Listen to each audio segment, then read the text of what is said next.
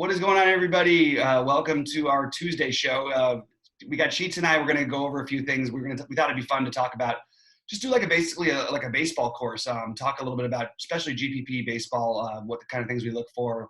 What are the most important factors? We obviously don't have any real baseball to go off of right now, but using general examples, I think I've done some courses on this stuff in the past, and I think they've been helpful to people. So hopefully we can point you in the right direction because. Honestly, I'm getting kind of bored over here. We need to do something DFS-wise. Hopefully we get the season back in not too long and ready to get it on. Sheets, how about you? Yeah, so let me just start with asking you this. Again, when I started with football and basketball. And the interesting thing that I always look at is what information you have in front of you and how you can use that information to build lineups and to get an edge. And when it came to football and basketball, I would be very reliant in different degrees on projections. That being, the projections I would get from online, from different source providers and things like that. And the difference between football and basketball, for example, was that basketball, the way results distribute and the way points distribute was a little smoother in basketball. So those projections can carry a little more weight than that of football. And then when I first started doing baseball, it didn't take a statistical genius to recognize that the way results distribute in baseball are so variant, especially with respect to hitters. But we will get back to that in a second. But especially with respect to hitters, that the impact and the importance of projections, again, this is what I thought going in, was I don't want to say irrelevant, but certainly on a much lower scale than that of football and certainly that of basketball. Now, when we talk about difference between pitchers and hitters, you could say there's a big difference between that. But the one stat that people just kept reminding me when I was thinking about using projections and thinking about projections for baseball was that even the best players in baseball, the best hitters, would get zeros, 20% of the time, right? Like Mike Trout didn't somebody say that once? Mike Trout would literally get zeros 20% of the time. And that very fact makes it, makes the impact of using projection models, especially median projection models, to be just a really huge mistake, especially when it comes to building GPP lineups. Now, again, we're going to get into like more, have better order of what we go over. But That was like my first thing that I learned about baseball, is that, especially in GPPs, that the way results distribute makes projectioning, I don't want to say unimportant, but certainly so much less so than any other sport. Yeah, it's astronomically less than every other sport. I do think that you can take a little bit with the pitching side of things, but they still haven't even built in things like, the umpire data. While it's available, it's not really built into any projections or anything like that. There's like things like that matter a little bit that I just don't feel like you're getting an actual accurate entire like understanding of the projection. The basic thing I always tell everybody about baseball is because of this high variance situation, try not to worry about pitching too much. Occasionally, if you want to take a shot on a superstar young guy or a low price guy, but you can win tournaments by literally playing chalky pitchers most of the time. I'm not saying that's the way you should do it, but you can totally get different anywhere you want hitting wise. And it's so easy to get these minuscule owned players who are in, maybe they're in a 20% less worse spot than Mike Trout is that day, but that's not good enough for one guy being twice as expensive and 5 times as much owned. So I would say stick with if you feel unsure, play the pitcher you feel safer with. You can always differentiate by hitting. You don't need to have the highest scoring pitcher at it. Even to win tournaments, sometimes I won a big 6-figure tournament once, and I had a pitcher with a negative 4.8. There's weird things that can happen, but the overall thing I would say is that you want to try and go with the sure things more in the pitching side of things, in my opinion. Although you want the strikeout upside and all those things, I still think overall I end up taking slightly safer pitchers, and I end up trying to differentiate with my lineups and my stacks. Yeah. So what you're kind of getting at is while overall baseball is, the results vary quite a bit, especially for the hitting side, the pitching side is, by far more predictable than the hitting side. And again, it should come. And it's still unpredictable. That's the thing. That's true, and yet it's still unpredictable. So when you're building, say, GPP type lineups, right, in baseball, like what kind of pitchers? And again, if this is too easy or too basic or too complex, what kind of pitchers do you look for when it comes to making your core as far as GPP baseball lineups? Well, to give you on DraftKings where you pick two pitchers and FanDuel you pick one. On FanDuel, I'm more willing to go for the home run hitting, massive strikeout. You want that. You get the extra points for the quality start. On DraftKings, you can get extra points for complete games and shutouts, which probably shouldn't come into much into play for you, and in terms of how you think about pitchers. But what I want is, I generally do want the guy with the most upside. It sounds really basic. I will say I want the guy with the most upside and the least amount of risk. But that, for example, I'm okay to embrace some risk if the guy's got enough strikeout upside. I mean, I don't know if there was one slate where I didn't have Max Scherzer in half my lineups last year or the year before, probably. It's just I'm not going to pass up on guys who are going to struggle. On the games he struggles, he's going to give 3 or 4 runs. He's going to strike out 11 or 12. He's going to give up. Guys like that strike out more guys when they actually are struggling more. So I want pitchers with the most upside, and I want the guys who I feel like are the most safe about it. Most of it has to do usually with hitting conditions and environment. If it's like 90 degrees in Texas, or if the wind's blowing in Wrigley, or Coors is got a game period, you're not really looking for pitchers in that situation unless they're really, really ridiculously elite level strikeout pitchers. But otherwise, you're trying to play the best pitchers, and you can always usually get in whatever bats you want. Let me ask you this. So we talk about sorry, kind of rephrase that last part. Not whatever bats you want. You can get in bats that if you had to run the projection 100 times would be so close to the guys who you won't quite be able to get. Let me ask you this, since you brought up upside. I was getting on this really, really good roll when we were doing basketball content, talking about upside with respect to basketball players, such that I would say, okay, you look at the median projections out there, and again, I'm back to projections, but in pitchers we can talk about this, right? And I look at median projections out there and say, okay, to get upside from a basketball player's projection, you're going to want either to have upside from minutes or upside from efficiency, right? And or usage, yeah. Right. Well, yeah. Usage, sure, but also efficiency within that usage, right? Yeah, of course. Right. So we would talk about guys like Giannis. I mean, when he would be projected for 28 minutes, I'm like, okay, he's got minutes upside, right? Or somebody projected for a certain thing, if you thought he'd have a particularly better matchup than whatever, you might have efficiency upside, whatever it is.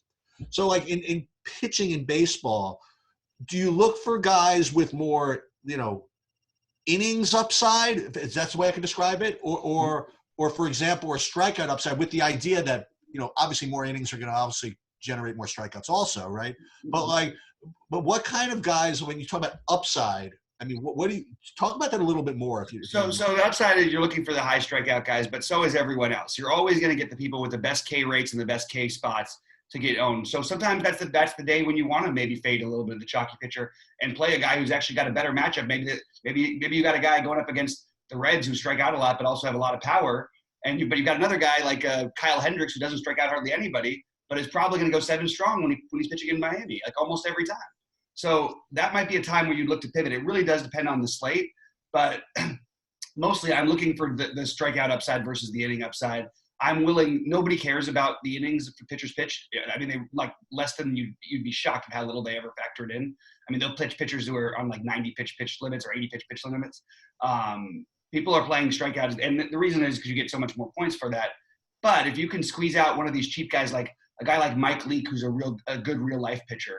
A lot of these guys are good real life pitchers. Kyle Hendricks, another guy, I've used that example. They're not going to blow you away and win tournaments for you mostly, but if they just do the right damage and then, hey, every now and then they might even get a complete game in there, or maybe they get 5 or 6 strikeouts in 7 or 8 and you're paying the minimum cost. That's when you look to kind of differentiate, when you actually have a good matchup, but the strikeout upside is so low that people tend to fade away. You still can luck your way. In modern day baseball, everybody strikes out so much, you can luck your way. Any pitcher can get a strikeout in an inning for one game.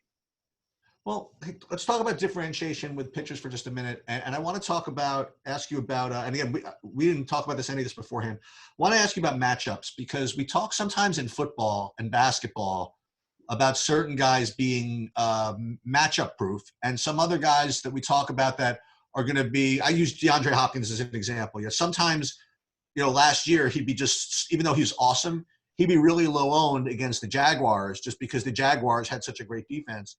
And people were able to make a lot of money playing him because he was just one of those guys that just didn't matter who they were playing. And I want to ask you about pitchers as far as that goes, because pitchers, their salaries and their ownership differ based on matchups, with park or opponent, as opponent park sometimes go hand in hand, wind, weather and stuff like that. Like you mentioned Coors, for example. To what extent are these big strikeout guys in a way matchup proof? You know what I mean? Like what kind of, talk about matchups when it comes to pitchers. I think that Scherzer, like guys like that are the safest bets you can get. And it doesn't take a genius. Like we can all go through this. Jacob deGrom would be a good example. You can go through the entire season worth of their games and they'll have like 2 that would really kill you out of, 35 starts or whatever. Not to mention that not only that, even in those spots where maybe they would have killed you, they give up. I had a Scherzer in a game. He strikes out 6. He gives up 6 runs in the first inning, ends up striking out the next 6 guys. I think he ended up with 13 or 14 in that game, and ended up completely paying off his value. I know I'm sort of deviating from the original part of the question. I guess that. Can you sort of rephrase? Let me. I'm trying to. Yeah. So let me put it to you another way. So I'm always trying to figure out what's factored in and what's not factored in, and where you can get some ownership discrepancies and things like that. So you have like a pitcher who otherwise would be, a really high projected pitcher. You take deGrom or take like even someone not as extreme, like a guy like I don't know, like does Patrick Corbin still start? Guys like that, guys that could strike people out, but sometimes can get shelled or whatever. And if they're playing like a normal team in a normal park, they'd be some salary, certain percent owned. But if they're playing in Coors, to use an extreme, they're going to be less owned and lower salary. And I guess the question is, do people overestimate the impact of those matchups such that they're overowned, or do you think that they underestimate those matchups to the fact they might actually be underowned? People just don't play pitchers in Coors. Okay. If they do, it's a rarity. It takes some certain unusual, like Herman Marquez, the ace for the Rockies 2 years ago, was just lights out for all season at home. So by the end of the year, people were paying like this premium price for him in Coors Field because he had been that good all season long, and he pitches in this. He throws enough pitch style wise to where. Guys who tend to need that extra break on their pitches are going to struggle more in Coors Field. I think you factor it in a great deal, but with guys like Scherzer, I don't worry as much. I in general, one thing I don't like to do as much as if I can avoid it, I would rather not play American League pitchers if I'm picking between the 2 of them. That's a funny one that sort of answers a little bit of the question you asked earlier. National League pitchers have probably a lower innings upside, but American League pitchers have a tougher matchup because they don't have to think to face a DH. So it's sort of a tricky pick your poison kind of a situation. But the way you can get differentiated is by being informed and understanding who the young guys are, by taking chances on pitchers who are average strikeout wise to poor. You actually can play them in a fairly safe spot and get your, let's say, 14 fantasy points on DraftKings or something. But then every now and then, they get an extra couple Ks in the win and they got 23. And now all of a sudden you're living large because that's what Scherzer got, and Scherzer cost, twice as much. It's looking to differentiate like that. And then I also like the young guys with the large K upside. I'm willing to take a lot of gambles on guys like Dylan Bundy is a great example. He's been a huge K, huge blow up guy the last couple of years. But I just completely embrace that. I mean, they made a minimum cost one game against the Red Sox last year. I know the Red Sox are good. They don't strike out. But I played Bundy, and he had like 14 Ks. He won me a tournament the year before because he had 17 Ks in a game against the Angels who don't strike out. You can find guys who have that elite upside, and they're going to hit it, even though they're going to crush you a lot of the time. When they hit it, they're going to absolutely tattoo it, and no one ever plays them. So these questions are kind of designed. I am going to transition into hitting, and I want to do it in the right way. So let me ask you this. Let's say that there is a pitcher who is very, very popular, who, is a strikeout guy. He's one of those guys that's a good that looks good from projections, and certainly you're not going to argue with him too much. And you want to say get leverage, for example, because we always talk about leverage in GPPs in other sports. See, for me, like, again, not if I didn't know anything about baseball, DFS, or whatever, my natural instinct would say something like, okay, if a pitcher's going to be really chalky, the first place I want to look to see if I can get leverage is the guys that are batting against him, right? And that seems logical to me. Is that sound? Is that unsound? I know you're going to say it depends on the slate, depend on the pitcher, and all that stuff, right? But is that one way to think about it? Is that what you do? Instead of looking at stacking against a popular pitcher, I wouldn't usually do that, but I would pick a bat or two or something like that. Okay. You know, that's a great example of when you can switch over and play. That's when Mike Trout becomes a great play. Now look, matchup proof sounds weird when you're at best you're only going to be about a 33% effective, but he is matchup proof in that it's not really going to matter to him whether it's Chris Sale throwing the pitches or whether it's Joe Schmo. He tattoos everyone, especially lefties. Like, I mean, there's other things like that which we'll get into in splits and stuff like that. But I do think that there's, that's when you want to play the superstar hitters. People just don't play them in those tough matchups. And these guys are superstars for a reason, especially a guy like Trout, who's just the ultimate example. He doesn't really struggle against tough pitchers. There's nobody who really owns him. He can hit anybody. Okay. So as we go into hitting again, now you're building GPP lineups, right? So you're trying to win, and you have to play a pitcher on FanDuel. You have to play two pitchers on DraftKings, and let's say that you have an idea of what you want to do there. And when you're building hitting lineups, it's the first thing you have to understand is how much and to what extent and in what form you create your hitters, right? So what I'm getting at is to what extent and in what form do you need to stack, right? And do they have to be 1, 2, 3, 4, 5? Do they have to be 1, 2, 5, 7, 6, 7, 8, 9? Does it depend on the slate and all that stuff?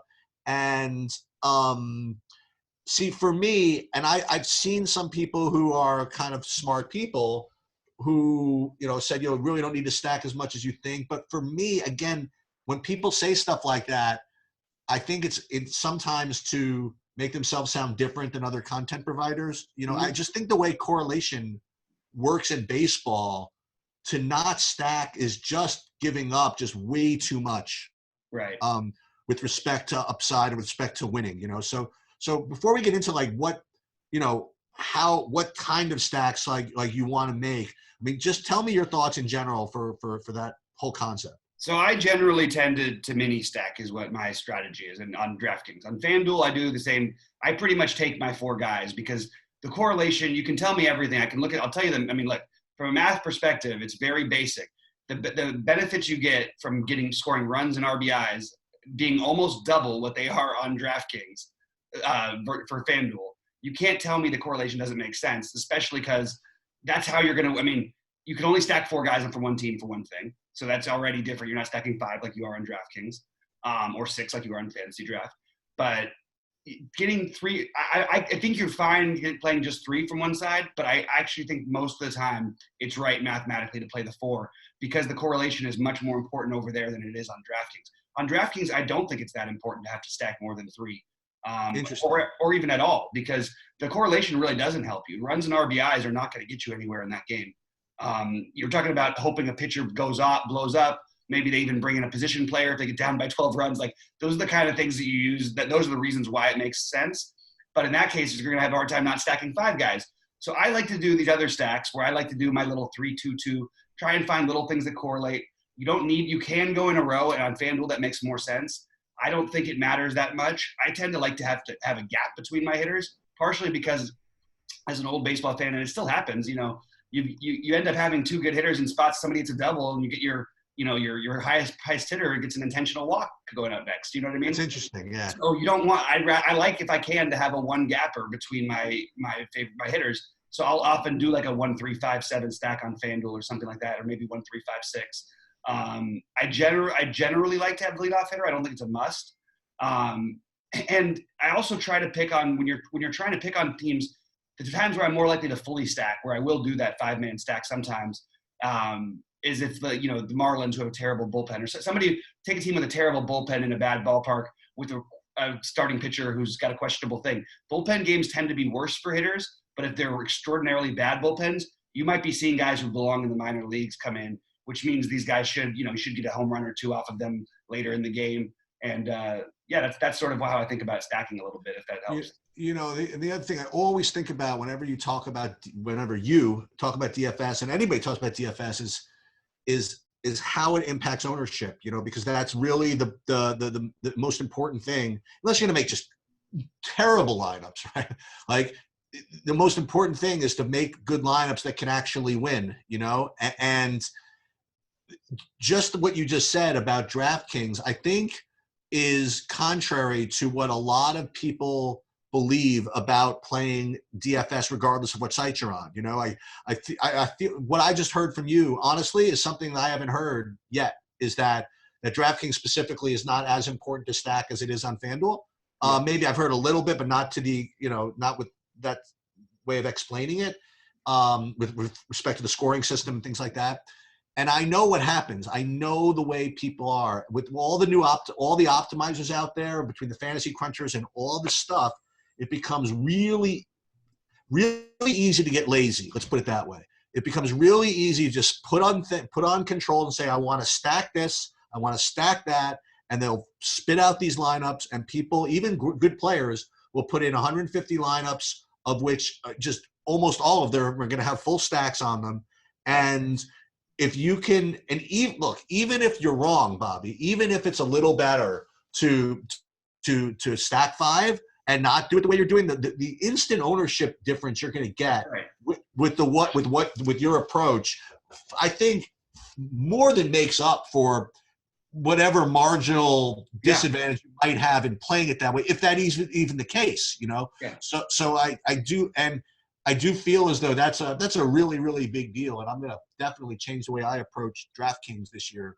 I think the biggest edge I've had is doing those mini stacks that you can get different enough. And the truth is, for 4 guys in the game from any team, it's hard to pick 4 guys to hit a home run from a game from across all of the league. But why not?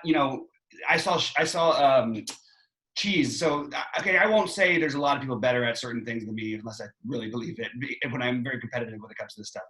Cheese is the best baseball mind we have in the industry, in my opinion. He does by far the most research. He works for Roto Grinders. He's a terrific guy. The thing is, though, that what I find that it's interesting about him, I've watched him win tournaments on full slates where he doesn't have any 2 players from the same team. Really? I've seen it happen. And he's talked about this lack of stacking thing, and in a funny way, I almost felt like, hey man, you're giving away all the goods, but I guess I'm doing the same thing. I really think there's a huge edge to either mini stacking or trying not to stack too much unless you really feel strongly about the spot on DraftKings on full slates. I want to make it clear that it's different when it's 15 games being played versus 6 or 5. It's really, really different how you approach it. And again, tell me a little more about that. What do you mean? Like, how would you approach a 15-game slate different from a 3-game slate with respect to stacking, for example? I actually, again, I hate to say it always depends on the slate. The problem is, like, what if you have 4 games with a 10-run total? About hot weather. It's hot in Baltimore. It's hot in Texas. You got Coors and it's 80 degrees, and then it's blowing out at Chicago. Pick if you like the players better and they match up better in the terms of the splits, lefty, righty situation, ISO, all that stuff, combined with the better weather, why would you just put all your eggs in one basket on a full slate? Whereas on a smaller slate, picking one of those spots and maybe marrying yourself to like sort of the bottom of the lineup or stacking a little differently if you really like that one game and there was only one game with a 10-run total, it really does depend on the slate, so it's kind of hard to say. I wish I could use the one as an example today, but it's really hard with baseball. Yeah. Well, you mentioned something that I want to talk about that you didn't really mean to get this into it, but I want to talk about this. So what's in a way good about baseball for I don't want to say the casual player, but let's say the casual player. If you're a casual player, like playing NBA, like you really have no shot because you've got to be present at the computer at the very least for the half hour before lock. I mean, every single day, just with all the injuries that come up and the different stars that get announced. It's the way the NBA releases their information. Not to mention, if you play on DraftKings, you have to kind of be there all night. And honestly, Like if you want to do decently, just for all the things that can change. Football is much easier, really, because you have all the information pretty much in time to do what you need to do. And baseball's a little bit in between, only because they do release lineups really early, okay, which is good. Okay, so you don't often have the problem of getting a guy moved in or out of the lineup. You do have to kind of be around to react to that, but that doesn't happen all that often. But the weather stuff is a little annoying, okay, just to say the least, right? Yeah. Oh yeah. And when you have games that are rainouts, that's easy, right? You know what I mean? Like you just don't play them. Right? If you have games in domes, that's easy. You don't worry about it. If you have games with not a cloud in the sky, but those freaking marginal games, those ones where there's a threat of thunderstorms, there's a threat of pop-up, there's a threat of whatever, and it's very challenging to figure out how much risk you want to take. You know what I mean? With those types of games and with those types of players, and whether you want to take more risks with pitchers in games like that as opposed to hitters, and like that is something you have to kind of just follow along right up until whatever, and wind and that type of thing. So I want to do weather in two components. I want to talk about the rain stuff, and then I want to talk about the wind stuff separately, because I have different thoughts on that. How do you deal with rain and forecasts, and how much risk are you willing to take in those marginal games?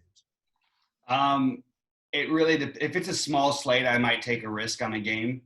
It really scares me more for pitching, because this is one thing people don't factor in nearly enough. They see the game getting underway and all of that, and 3 innings later, there's going to be a delay, and you're not going to get that pitcher back on the field if it's a 45-minute plus delay usually. So True. You got to try and think about all those kinds of things. They do a really good job, and I'm not trying to boost up roto grinders, but it is hard when you have like the best. In truth, I just trust Kevin Roth on weather. Now, he's been wrong before, and he's almost always been pretty close to right. He's obviously going to be more conservative and say that I think I would do it. He's got a way you can sort of read him where he's really at. And I find that just works for me. Like I don't see the reason on giant slates why people would take it, why you would try to attack a game that, let's just say it was 50% chance going to be delayed or rained out. I personally just don't see the reason why you need to do that. Also, we have a lot of stadiums that have weird weather systems. That's probably important to note. Some of like Colorado's an obvious one that you can have, turn in a hurry just the way it comes over the mountains. And then Atlanta, you have weird like pop-up storms, especially in the middle of summer, that just sort of come out of the blue almost, it seems like, and kind of hard to predict. But mostly I would say be aware of it, be aware of what you're doing. And what I would say the best way to do it, if you're going to take a shot on one of those games, don't play one guy from the game. If you find it that important that you really want to play somebody, play a few guys from the game. Do a mini stack over there, because no one else is going to play the guys most likely if they think the game might be postponed. And if you're going to do just one player, you're not really gaining much of an edge. So I would suggest going for the edge if you think other people are going to be scared off, which they do. People scare off a lot more easily than they should. All right, let me ask you about wind for a minute. So okay, when a team is going to go into, say this is an introduction, when a team is going to go play in Colorado, for example, the slates, the sites know they're going to go into Colorado, and they adjust everybody's salary. They do. I mean, guys are just much more expensive because they know in advance they're going to Colorado, and they're just going to be naturally projected higher, right? And we're going to get into that in a second. Do you think they're overprojected, underprojected because of Colorado relative to ownership? But that's another conversation. But with the wind, especially, I guess I'm going to use Chicago as the example. It's the extreme example.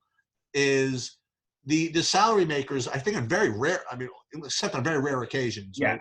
You don't know whether you're going to get that win game or not when the salaries are made, right? So if you get that win game, either way, let's just say it's one of those win games when the wind is blowing way out, which, whatever it is, 25, 30 miles an hour out. Yeah.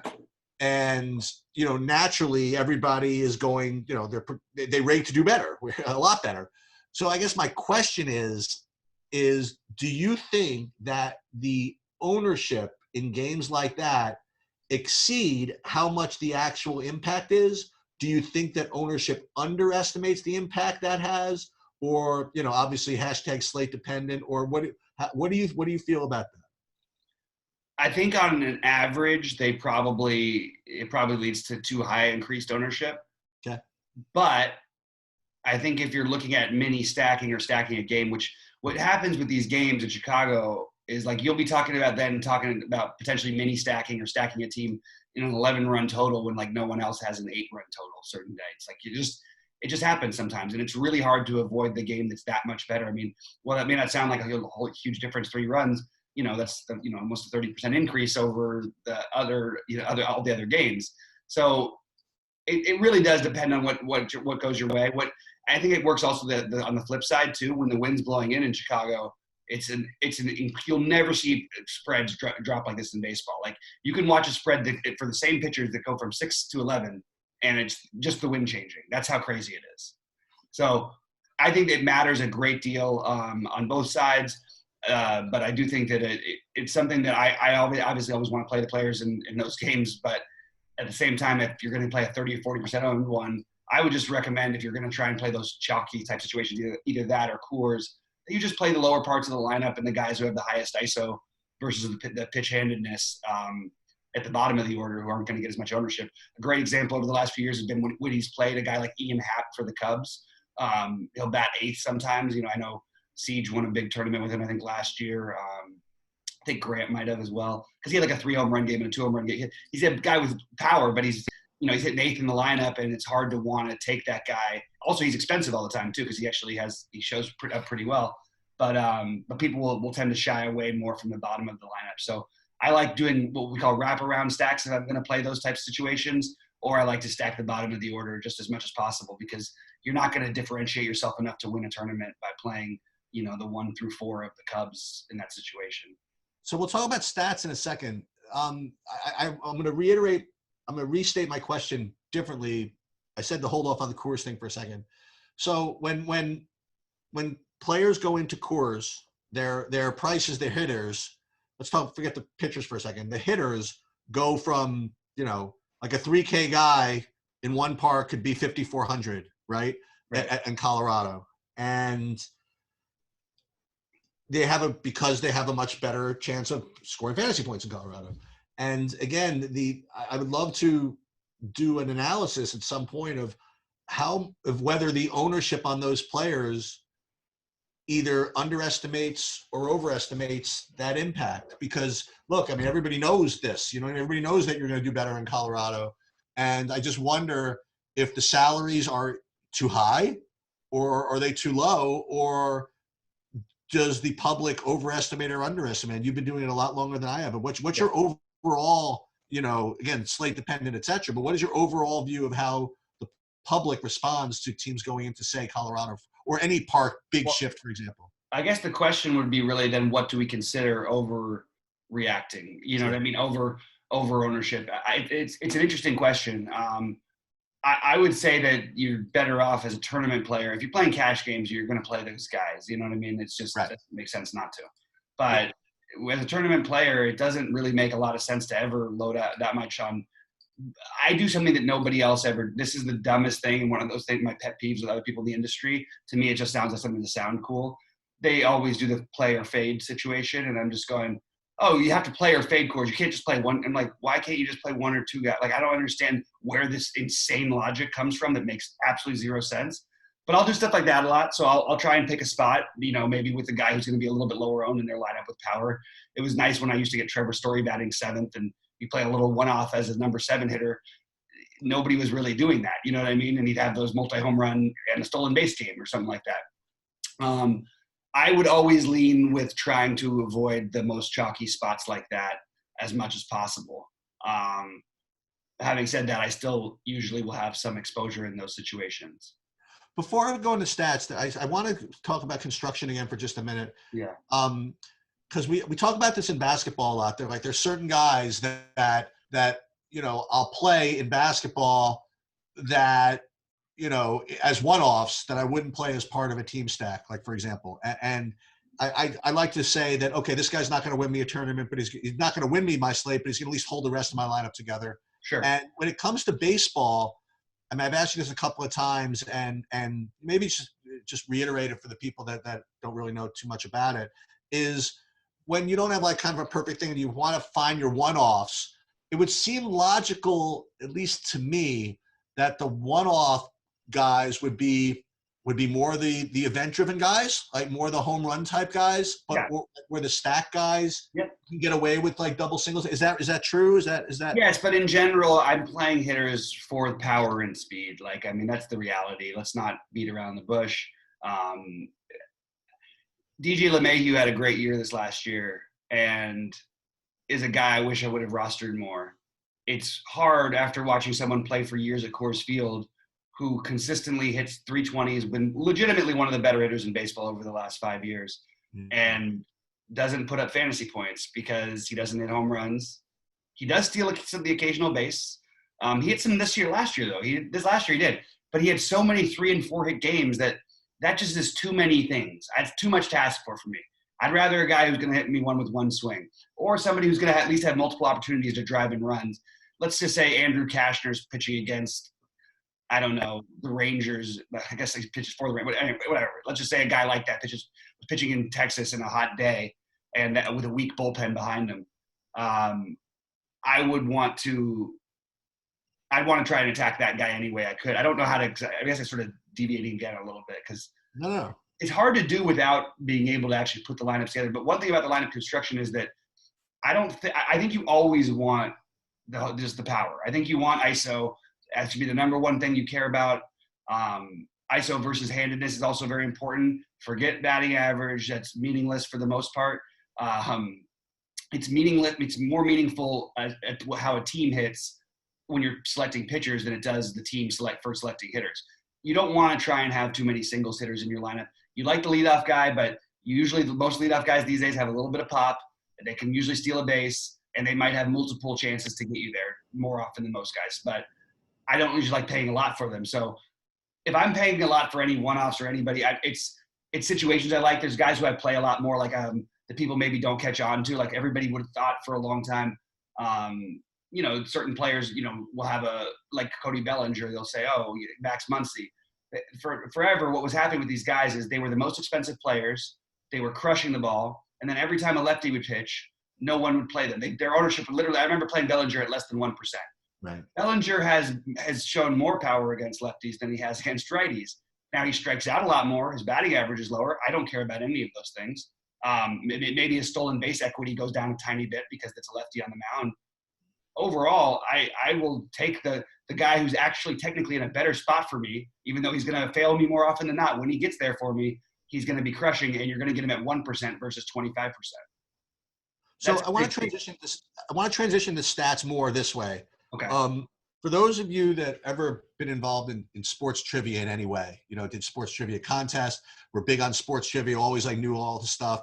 Like you could ask people all numbers about the world, the all-time major league record holders and a zillion stats, and anybody who was competent in trivia knew all of them. They knew who the leading home run guy is, what the leading batting average is, all different stats.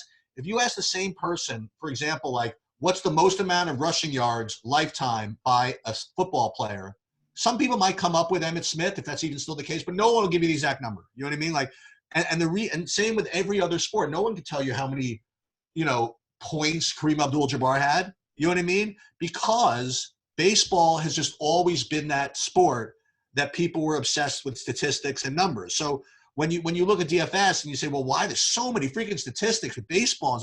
And that's just the way baseball has always been. It's always been a very stats-driven type thing. So I say that as introduction. And I want to ask you what stats you feel are most important with respect to what stats are less important. But I want to ask it this way. Again, me being the information aggregator guy, I would just go to the sites and say, listen, it's up to them to figure out what stats are most important. The guy, he's factoring in the ISO, the XISO, the XFIP, the FIP. I don't know what any of them. These things freaking mean, okay? But they're coming up with these guys as good plays, and I'll figure out what are good plays relative to ownership and just do it whatever. So what – because if you look at enough of these stats, they will drive you to the lunatic asylum, right? And like there's a guy I told you about that I want to have on one of these days, and he in baseball, he'll spend like an hour and a half talking about some guy's arm angle. You know what I mean? Like how it affects their outside sinker to a righty who has an ISO, but whoa, you know what I mean? So you could go bananas with this kind of stuff as well. So I guess like you mentioned ISO, for example, like for the beginner / intermediate guys, like what stats do you think you should, if like, let's say you go to some content where they say, I like this because his ISO is this, is extra. Which stats do you think are most important, at least to you? Okay. I mean, again, all slates different, all that stuff, with respect to baseball. It's how to analyze them that's important. Okay. So you hear a lot of people talk about exit velocity, and exit velocity and launch angle are interesting stats, but they are completely misleading. So for example, where would you think Mike Trout would end up on the exit velocity list from last year? Beats me. 80th in the league, basically. Really? Yeah. Guess who was right behind him? Cody Bellinger. Now, why was that? Because for power hitters, they strike out a lot less than everyone else does. When you're making contact, that's still weak contact most of the time. No contact, in a funny way, is actually better contact. So you look at the guys who are at the top of the league, which is Aaron Judge will always be up there because he's going to strike out 200 times and he's going to hit for a ton of, hit 45 to 50 home runs probably. So make sure you're paying attention to that part of it when you look at the exit velocity things. Some of these guys are much better. And I heard the exit velocity argument for Cody Bellinger when he was coming up. Now he ended up trying to change his first year and struck out all the time. Then last year really cut it down. But he went from being a guy who they were worried about his exit velocity to being third in the league as a rookie, and then dropping down to last year to being in the 80s and winning the MVP. So obviously it worked well for him. You know what I mean? So just be aware of what you're looking at with the exit velocity. ISO is the most important thing. Isolated power index basically is going to tell you the percentage of chance, of actually having an extra base hit. It's a much, much more valuable tool than anything else. To get into other stuff is it feels overdoing it. I'd rather just use those stats and try to go with ISO versus handedness. I'll look at hard hit percentage, and the big one is pitch type. If you have the right mesh of pitchers and hitters with pitch type, now often it'll be a lefty versus a righty, so you could just see that one right away. Oh, this guy just crushes lefties. Like Mike Trout's numbers against lefties are just godly. Like, you know what I mean? But what about, if you put a few different factors in, I don't know how to say this the right way, I guess.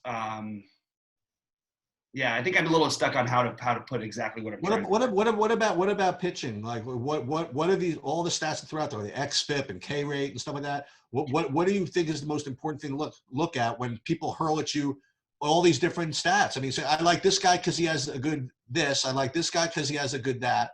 Like, what for GPPs do you think is the most important? So I just wanted to mention one other part that I was sort of trying to get to. So just in terms of pitch types for hitters as teams, what's odd about teams in baseball is they tend to have, not all the time, and it's not across the board, but they tend to hit similar pitches well. I don't know if it's just from training together or exactly what it is, but you had a team last year in Minnesota that was like one of the all-time great teams of all time, literally hitting-wise, against anything off speed. These guys also had a reputation, guys like Miguel Sano had a reputation of being a guy who could hit a fastball, but he'd strike out against every other pitches. It's completely unfounded. If a guy strikes out a lot and he hits off-speed pitches well, everyone thinks he can't hit off-speed pitches and that he can only hit fastballs. It happens all the time. I know it's a little bit of a weird tangent thing, but for pitchers, I think the K rate's important, the xFIP's important. K rate is the most important thing. It's a basic thing, but it's what you want. I do think that trying to match up pitch types is a really cool thing to do. There's a lot of tools out there that you can go do that with on a lot of different sites. And it's not hard to figure out guys who generally hit certain pitch types now. Well, now what do they do? I want to see their ISO versus pitch types from a hitter's perspective. From a pitcher's perspective, I want their K percentage versus pitch types. See what I'm saying? So I'm willing to take that gamble that you might get a guy give up a home run or two. That's no big deal. I want the strikeouts, so I'm just playing both for the upside doing that. Does that make sense? Yeah, it does. Now, here's another thing. This is a combination of reading people, reading content, and reading and a stat or a concept which gets thrown around a lot. The idea of park upgrade. Okay? Yeah. So every park has different. And that's what kind of makes baseball an awesome game. Like every park is different, right? And every park has different sight lines. Every park has different dimensions. Every park has different ways that the wind and lack thereof, even between different domes have different characteristics, and so with respect to park upgrades and people going from one park to the other, I would like to caution you guys that when you watch content, watch whatever, remember, don't double count certain things. And here's what I'm getting at. If there's like a hitter who is usually 3,200, for example, at some park, say Miami, he's a Miami hitter, let's say, and he's 3,200 in Miami, and then he goes to play at Cincinnati, okay, which is a park upgrade from Miami, and he's at 3,700, right? I just don't want to hear like people say, I love this guy because there's a park upgrade. You know what I mean? Like, because sometimes the salary accounts for the park upgrade, right? So you can't like set it both ways. You can't say, boy, I love this guy because it's a park upgrade, if the salary is already been boosted to account for that, right? Agreed, but there's certain exceptions with this stuff, because Go for it. One of the things that happens with a big, like, so that's why you could argue that part of the reason I've done well over the last few years in baseball, or especially well, is the fact that I happen to be a legitimate fan, a really serious fan of. They're not the best hitting team. They haven't been necessarily the best hitting team every year, but they've been the best hitting team in terms of value in DFS, because no one wants to play people in Dodger Stadium versus, you know what I mean? So there's a lot of things about park upgrades that people don't want to play the Dodgers because they're playing Dodger Stadium and they're paying prices for guys that would be in Coors Field. So you would make a fortune if you just, the Dodgers once a week last year were going to win they were going to win somebody a tournament. Let's put it that way. There's going to be 3 guys in that team to go a yard at least once and probably have, 2 of them have 4 RBIs or some crazy. They just would have those 10-run blowups. But people didn't want to play them because they were Dodger fans. But then you take a guy like Corey Seager, who hit more. So last year he had the most doubles per plate appearances in the history of baseball. And the 2 previous years, he had the most balls caught at the warning track of any player in baseball. Now, a couple things happened. He was young. He was 21, 22 during those years. So that's one thing. The other part is that he's playing at Dodger Stadium where, especially early in the year, for the first 2 months of the season, basically, you have the marine layer, which is probably not going to happen this year because we're gonna. What does that mean? What does that mean? The marine layer from the air, from the sea, that we end up having this like fog that basically kills these balls in the air. Now, it doesn't go so far as to do what happens in San Francisco because it's not like 40 degrees all the time like it is in San Francisco. But you really want to usually play Dodger guys on warm days. But when you take a guy like Corey Seager, all of a sudden, even if the numbers don't even entirely bear it out, he should have a huge upgrade from not only playing with shorter fences, which would be like a stadium like a Cincinnati, for example, a bigger outfield, which means he's more likely to hit those multiple doubles that he does. So there are guys who do get more of a boost than even the numbers will show you, I think. But what you're kind of getting at also is what I was kind of asking with respect to cores and salaries, is that if the public does not follow along with the park upgrade thing, you know what I mean? Like Right. if the 3,200 to 3,700 bump is just not enough, right? And or if the player or if the public doesn't play it enough, then the park upgrade is much more valuable. Like, for example, like everybody is going to talk about the Coors thing, right? And everybody to some extent was talking about Cincinnati and Texas and whatever. But the Dodger thing, for example, was a very underestimated situation, right?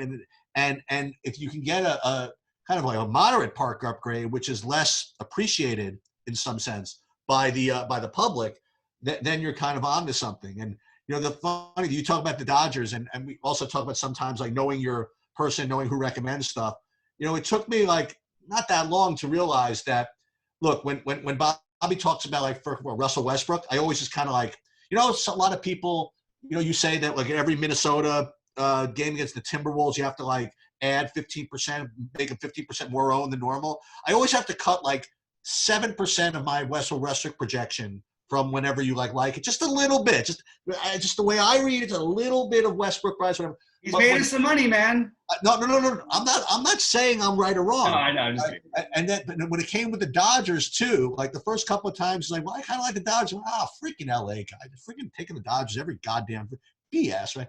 But like, whether results oriented or not, or whether it's stats or not, when I would play the Dodgers or when I would watch the Dodgers, just seeing these freaking lefties come up one after another, just swinging the ball 1,000 miles an hour at that freaking ball. I just know I want it. You know what I mean? I just know that that's just kind of what I want. When the manager tells up there, I don't care what the hell happens. You just swing at 1,000. All these lefties swinging at 1,000 miles an hour. Like and I've been there on both sides. I've had like scores that all I need to do is just fade like 1 or 2 innings at the Dodger Stadium, and just next thing you know, I'm in like 4,000. You know what I mean? Yeah. Like it's so. I Brutal. will tell you guys that I don't cut Bobby's recommendations of Dodger Stadium at all because as he said, I don't know why, but there's a natural public bias. Well, maybe because they're just late games. I don't know, but I don't think these Dodgers get owned as much as they should. No, especially, I mean, I think they will be a little more this year because they have, well, assuming They we have play, this year, right? they have an all-time grossly terrific lineup. It's a ridiculous lineup. What did they give up? They don't have Jock Peterson, right? Yeah, big deal. He was a platoon player anyway for us. Well, you got a good 2 at-bats out of him before they. I know, the most frustrating guy. I mean, I still think I've never seen a guy hitting 35 home runs in the major leagues that literally you just pull him every time the same guy comes in. Now, to their defense, I'm doing that. I think it's been about 200 at-bats he's had about a home run against the lefty. I do want to real quickly go through the park. I want to talk about park factors for a minute. So everybody gets them wrong. And don't look at them early in the year because they will lie. Last year, the worst hitters park in baseball for the first 3 months of the season was Wrigley Field. It was an unusually cold spring in Chicago, and the winds were blowing in, just an unusual amount. Then you look at the rest of the season, they ended the year at, let me see where they ended it. They probably still ended it fairly wet because it's hard to catch up from that much back. But I don't know why that's not working. Here, they ended up, 22nd. So, so they still ended up not on the lower side. But the point is, the hot months got better. And then you look at the previous years, and as park factors go, Wrigley Field was the 8th best hitters park the year before, after being 22nd. The year before that, Wrigley Field, a lot of this has to do with just natural weather. The year before that, Wrigley Field was 11th. So they're on the better trend because basically the argument I got into last year was, is Wrigley Field a good hitter's park? And if you don't think it is, you're wrong. The only time it's not is when it's cold and the wind's blowing in. It's a good hitter's park separately from that. It's not the whole history of baseball. It may take all that. The other thing I want to point out, last year, Comerica Park in Detroit, considered a really lousy hitter's park, except for maybe, it's a good double and triple hitter's park, but it's not a park you want to stack people in usually. But last year they were terrific, partially because they had an underrated offense and mostly because they had one of the worst bullpens in the history of baseball and a terrible starting staff to go right along with it. So the numbers can, even though it's supposed to discount all that stuff, it's not. It's absolutely not going to be able to do it accurately. So it's important to know that I'll tell you who, just my take is, the best hitters parks are. Coors Field is number one, is the best hitters park overall. Although I'll mention again, just sort of like I mentioned with Comerica, last year the stadium that hit the most home runs was the Rogers Center in Toronto. Again, partly young guys swinging for the fences and partly a terrible bullpen that just got rocked every game. So it's hard to measure in the exact park. We can tell you what the percentages of things go up. Like, I think it's on a 90-degree day in Texas in June, like you can expect an extra, I think it's 15% to 20% runs scored in that game. That's a large percentage. I mean, but in general, you want to be attacking Coors Field. You want to be attacking Globe Life Park in Arlington. Texas and Coors might arguably be the best two. You want to be attacking Camden Yards. You want to be attacking. What's weird is there's a couple of things now with the humidor and all this stuff. So the second best hitters park was becoming the Arizona Stadium, especially because they would have when they opened the roof. Even still, when they opened the roof, it's pretty good. But it was like close to Coors for a few years and just going back and forth. Now with the humidor, it's not quite the same thing it used to be. So it's just important to be up on stuff like that. It's also important to notice that in Miami, if they do happen to open that park, all of a sudden it plays like a totally different park. The ball carries, it's totally different. So those are some of the ones that I wanted to highlight. Also, you've got Philadelphia. These are some good ones. Milwaukee's a good one for lefties especially. Yankee Stadium obviously is an excellent one, although they've really kept the numbers down there. But part of the reason why it looks like such a bad hitter's park is because the Yankees, as much as people have questioned their pitching, the one thing they do is they limit their overall pitching has been great because their bullpen has been so rock solid. And usually a lot of these bad numbers from teams that are really bad with the park factors generally have to do with a really lousy bullpen. So I have two things I think are important that we talk about that we just missed because we didn't organize this. So first thing is kind of an observation I had, and the second thing is something that we talk about a decent amount. And you reminded me of it when you said that, okay, so the Cubs, they got off a really, really rotten start from a park perspective, and it was really difficult to overcome that, you know what I mean, over the course of the season. And it made me remember that, you know, it's really important when people cite statistics, like what kind of sample size they're using. Do they go back 1 year? Do they go back 2 years? Do they go back 3 years? And the reason why I mention it is to ask you what you felt about streakiness and hotness, okay? Yeah. When it comes to players that, you know, over a 2.5 year sample are kind of shitty, to use an analytical term, but over the last, you know, couple of weeks, for example, have just been, for whatever reason, variance, luck, whatever, or because they're just confident, whatever, have been slugging the ball around, you know? What are your thoughts on that in general? Because you'll get both sides of it. You'll get, you know, people that play streaks are suckers, and you'll get people that ignore them are just missing something. So where are you on that? I understand the mathematical part of why people say the streak thing isn't real. It's absolutely BS. I honestly think it's just insane. It's actually agitating to me. In every sport, I think it's BS. And I think baseball and golf are like two beyond extremes. I think basketball is too, because that's a lot with confidence. But baseball, when you can lose your swing, you can be the greatest ever at your sport and lose your swing for a couple weeks in baseball. It happens to everybody. Everybody has had that one stretch where they literally lose their swing entirely. Now, at the same time, they've all had those stretches where they have, you know, that hit 500 over a 15-game period or something like that. I think it's important to play those trends. I think those things work more from a team perspective, which sort of lends itself to where you're stacking. I do see teams tend to go on runs like that. I mean, it was last year. I mean, this is a bad one. Unfortunately, every time I try and think of an example, the Astros keep popping in my head, but I can't really use them as a serious one. Let's say take the Indians from 2 years ago. They went on a streak. I think they had like 20 out of 30 games. They scored 8 or more runs or something like that. And in a lot of the games, they were pulling their starters in the 4th and 5th inning because they were up by 14 or 15 runs. And they had already run away with the division. So it was kind of a tricky, like, God, do we play these Indians that cost a fortune because they're all on fire? But at the same time, they just keep crushing us every day when they don't. So I would err on the side of trying, more so than with specific players, to actually do it with teams, because I do think it does work out that way. But there are certain guys who are notoriously streaky. Trey Mancini's very streaky. Jackie Bradley Jr. is incredibly streaky. There's a lot of guys in there that just probably take some time. I mean, you could dig back and look at their individual things, but you sort of have to be familiarized with it to say which ones. But I think in general, I always want to be on the side of the guys who are on the hot streaks. Well, I will say this. I mean, since you brought golf into it, as someone who plays golf, I will tell you without any debate, as far as I'm concerned, because the way your wrists go and the way you want loose and the way you want everything relaxed, when you're running like shit, your swing runs like shit, okay? Right. Because you tighten up and you're not smooth and you're not loose and you don't pivot well. And I just have to think, even though I'm not a professional baseball player, that it's very, very similar, that when you're swinging well, that you're hitting the ball, you're just much more relaxed and your swing is much more pure. And when you can't get the ball out of the infield, it just compounds itself and you get even more tight, and you take pitches you shouldn't take sometimes. And so I'm kind of with you physically on that. Those are all the exact thoughts that I like, exactly the words I would use. And the funny part is it translates into everything. I think it translates into everything in life, is the hot streaks. Like, you know, you're playing poker, and I had this happen the other day, and I actually was wondering afterwards if I didn't feel very dialed in as much as I did, but I felt very dialed in. I made a call on a jack. It was a 3-bet pot with a jack 10 6-5 board, and I had threes. Okay. And he shipped the turn, and I just said, okay, he's just got ace king, or I was just convinced of it. So I made a massive call, and I was right.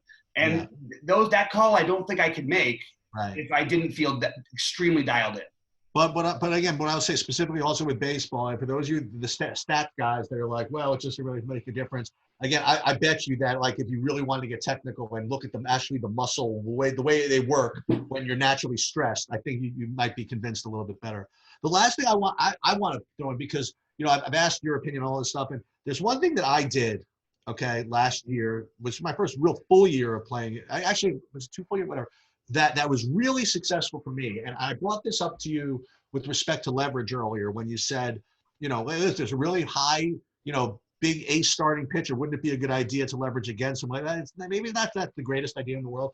Let me tell you what really worked for me was kind of like the corollary, or I guess the sort of, whenever there was a really chalky, shitty pitcher, you know what I mean? Like one of those really cheap guys who were just really bad, but because of his price and because of the matchup, he was extremely popular because maybe you wanted to get in, like DeGrom is the #1 guy. So it was one of those, like, boy, there's no value. I'm going to have to reach and play one of these like kind of chalky, kind of crappy pitchers and stuff like that. I had a lot of success stacking kind of otherwise shitty teams against that guy Yeah, to get my leverage. And like the team absolutely. I was just kept killing it with was playing the White Sox. Right. I just, especially like those lefty whatever pitchers playing against the White Sox, I'll take my chance with those Moncadas and guys in the White Sox. Just Yeah. kept swinging at these guys. So I felt that was, at least for me, and it was, again, sample size, whatever. But remember, and I ask you sometimes, whenever you have a shitty pitcher going against a shitty, hitting team, what's better?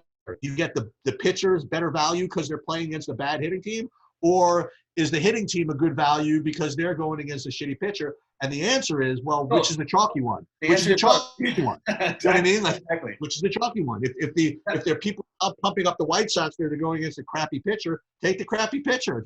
If a crappy pitcher is really popular because you need to get in Jake DeGrom, so whatever, then pivot away and from that pitcher and leverage against them. You know what I mean? With kind of hashtag shitty hitter. So for me, that was very successful. Yeah, it's funny because I was looking at there's the 5 teams I think that have made the most money on stacking, and it's partly due to what you're saying. People go the other way with it. 2 years ago it was the Padres for me. 3 years ago and last year was the Twins for me. But right behind them are Miami.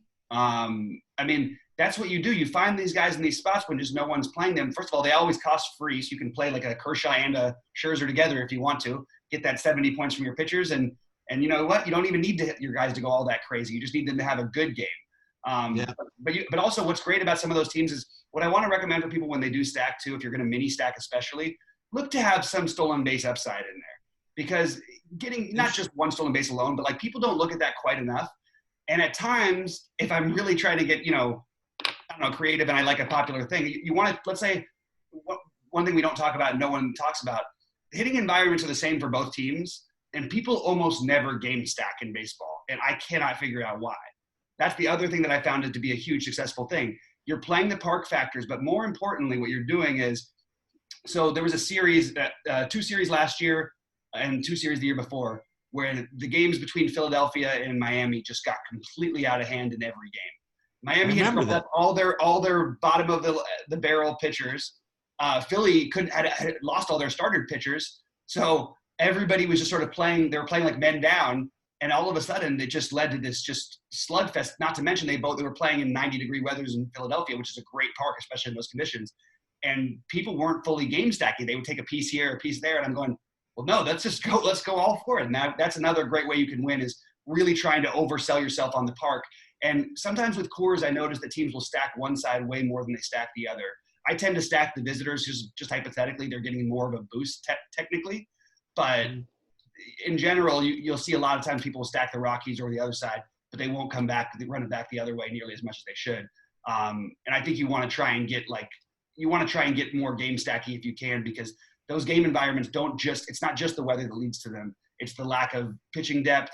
It's the way that if it's 15-3, then you're going to get the worst guy on your thing, but then they can make a run back. You know what I mean? There's a lot of reasons why it works. Do you ever factor in stuff like matchups with respect to stacking? In other words, like in football, you're like, well, I don't want to stack the Chiefs in this game because this game's going to get out of hand and they'll be up 21-0, and then they're just going to run the game out, whatever. And basketball, it's sometimes similar. Boy, I'd love to play these Lakers against the Knicks, but the game's not going to be close. They're going to not play the minutes. Do you ever worry about starters getting subbed out, pinch hit for in baseball if there's a big 350 total? Or I guess more subtly, if you have like a real pitcher like Garrett Cole pitching or something like that, who's like a 360 favorite, and you're going to be playing for like a 3-0 game or whatever. You ever get the sense that even the team that's the favorite is not going to just try to pile it on as much, you know what I mean? Just kind of get the pitcher in and out of the game and get them through the game or something like that. maybe that's like overthinking No, stuff. no, no. So a little bit like that. What I do is I always want pitchers. I didn't mention this in the pitching part, which I would have. I always want pitchers in a game where I want them as the favorite. I want them as the bigger the favorite, the better. Not because I want the win so bad, but when they're pitching from ahead, it allows you to pitch effectively. I'm not worried about giving up home runs. I'm worried about getting guys on base and giving up multiple instances as a pitcher. Also, you tend to get your strikeout rate goes up much higher once you're up by more than 3 runs because that's just the way that it goes. I mean, you could look at it's just a fact. It's a fact that I've known my whole life, and I honestly don't even remember where I first heard it, but I know it's true. So pitching, you want to take pitchers if you're going to take pitchers. I like to take pitchers with my hitters a lot of the time. So if it's not a game that I love necessarily the weather, like the Dodgers are a great example. Last year I was playing tons of Ryu and Dodger stacks because the Dodgers were out there scoring 7 or 8 runs in the first few innings, and he could just relax and pitch his game. He didn't have to worry about giving up a home run. He could literally not have to worry about walking anybody, just throw strikes. And you know what? At the same time, you tend to get ahead of people when you do that, and that leads to more strikeouts. So trying to correlate your pitchers in games, trying to take your pitchers in games where you think that you're going to blow the other team out is an interesting way to go. And on FanDuel, it's a really good way to go because you can play four from one team. So sometimes playing your pitcher and three guys from the lineup, it's just something people don't do. It's so interesting because my first thought when I first started baseball DFS is that I was so not hung up, but when I first looked at the stats, I'm like, boy, I really want to make sure the pitcher gets the win. And it turns out that like the win is just, I don't want to say irrelevant, you know what I mean? But I would say, why would I want to take 2 pitchers from the same game, for example, if I can only get the win out of one of them? It's just the amount of points that are eligible from other places makes the win so meaningless. It's interesting though when you think about it, because that's what most people think about. Boy, what's his win-loss record? Like, is he going to get the win? I want those 3 points or whatever it is. And yeah, there's some times where you're close in a tournament. Oh my God, I really just need those 3 points at the end to like hit, you know, whatever it is. Right. But in general, just the impact of strikeouts and all that other stuff is just so much more important than the actual win. Also, the other weird thing about baseball is if you are different with one thing is like it always is a sweat playing late, especially because if somebody can home run in baseball. Yeah. But I have to say, and this is not just to boost my ego for any reason, it's just to show you things can be different. 48 points I won my first tournament by in baseball. Really? My first 6-figure score. And then a week later, I won by 39 points. Yeah. So you can crush if you get the right, like, you know, I stacked the Twins that night and nobody on the Twins was more than 5% owned. And I think I mini-stacked. I took 3 of them and 2 guys hit 2 home runs and 1 guy hit 1 home run. And I was off to, you know what I mean? It was going to be hard to beat. But that's the thing about baseball is like, if you happen to get it right, you actually may not have to, like those 4 points really may not matter. Which is funny that in basketball, the guy misses 1-3, we don't really think much of it, but we're like, God, how often does it really come down to that last couple points at the end of every game? Every single time. I mean, like every time. Anyway, dude, I think this was actually good. I think we gave away some good information for some like an intro to GPPs. What do you mean actually good? You're the freaking man. I mean, no, I appreciate it. I just you're the man, and I'm the best at extracting that information. There you go. You are. You're the extractor, and I'm the I deliver. I guess. That's beautiful. And so this is a good break from from what's going on now, which hopefully people by the time baseball starts will forget about this at some point. Seriously.